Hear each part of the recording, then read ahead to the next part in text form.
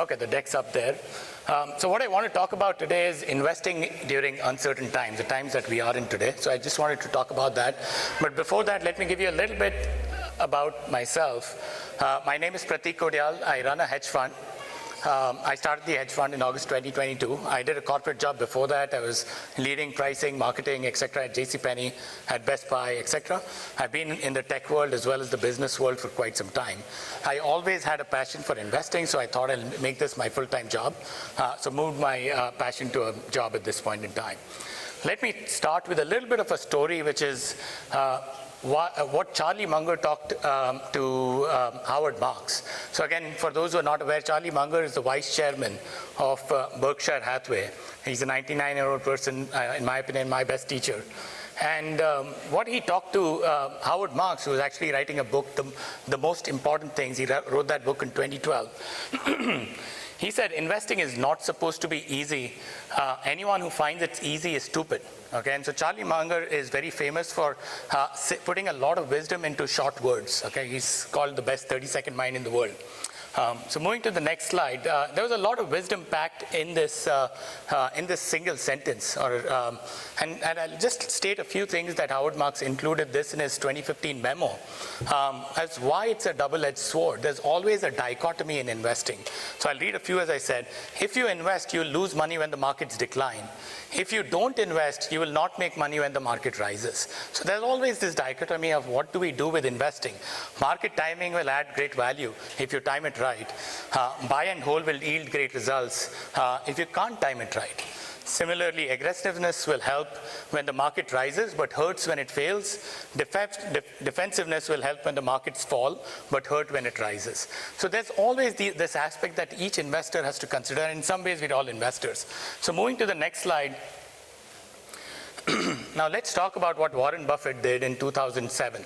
So he took a bet with the hedge fund industry or the fund industry, saying that as a combination of funds, no one will beat the S&P over the next 10 years. So he landed with Prodigy Partners was the challenger, and he laid a bet of $1 million, which he won in 2018, or 2017.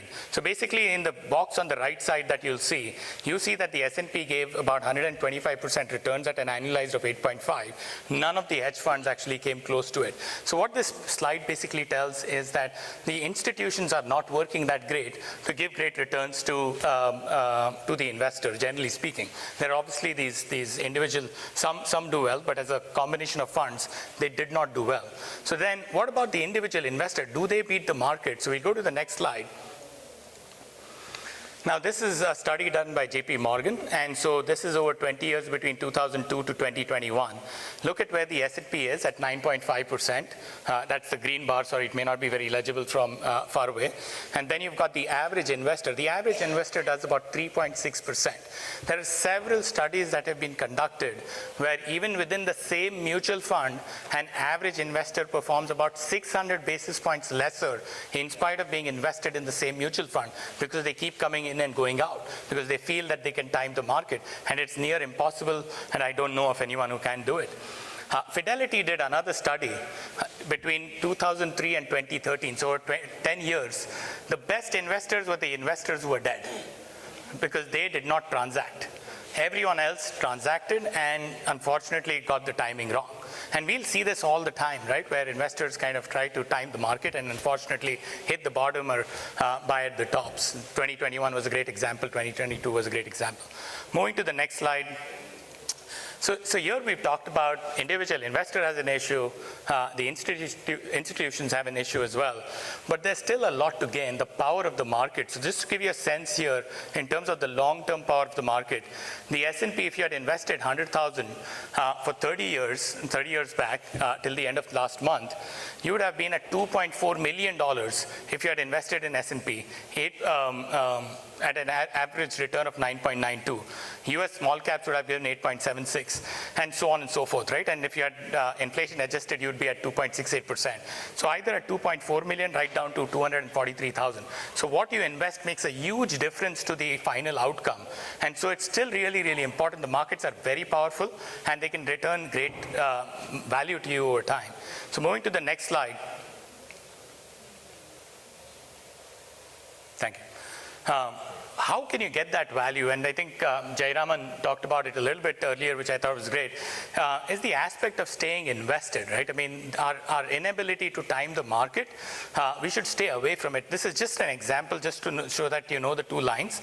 This is basically a person who's invested for 20 years, ending of last month, September.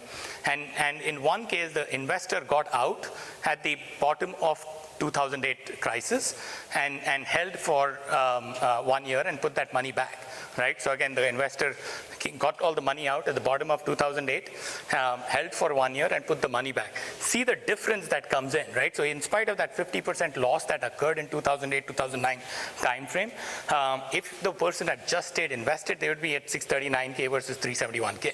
So that's the difference. And if someone had held cash, they would be at 84. So cash is generally not a good investment. It's important to have cash, but over the long term, not generally a great investment to make. So that's just the aspect of staying invested. Moving to the next slide. I touched upon this a little bit already, time in the market versus timing the market, right? It is so much important to be in the market as opposed to timing the market, which is near impossible for anyone to do. The lines that you see here, the topmost line is S&P.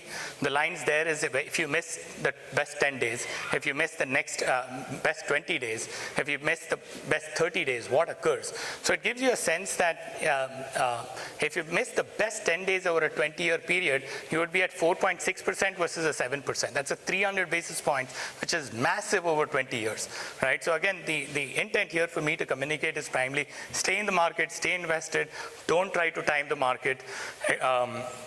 So that's the message of this slide.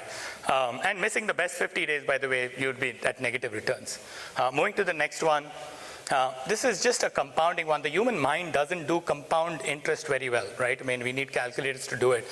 I'll just focus on the 15% at 15 years or 15% at 20 years versus the S&P. So the S&P typically gives 10%. At 672K at 10%, 20 years. At 15%, it is 1.6 million. It's a 10x difference with a 5% difference a year.